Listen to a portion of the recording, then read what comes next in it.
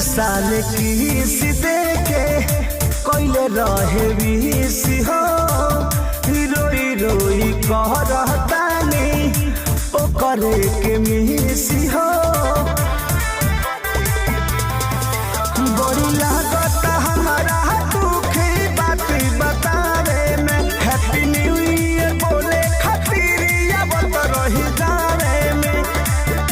पूछना केहू हाल आवता चुमे न केहू गाल आवता एने नया साल आवता कमाल के ख्याल आवता एने नया साल आवता कमाल के ख्याल आवता।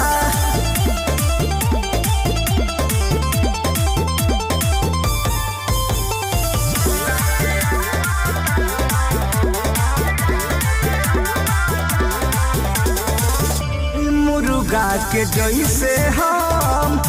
भइनी हलाल हो तरसता मन धन गइल ससुराल हो का करबो हो प्रेमी प्रमोद के लागल बचो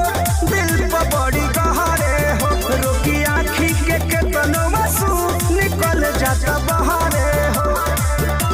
रबी होता काल आवता विकास फिलहाल आवता एने नया साल आवता कमाल के ख्याल आवता एने नया साल आवता कमाल के ख्याल आवता। बड़ा गजल होता हो नया साल में।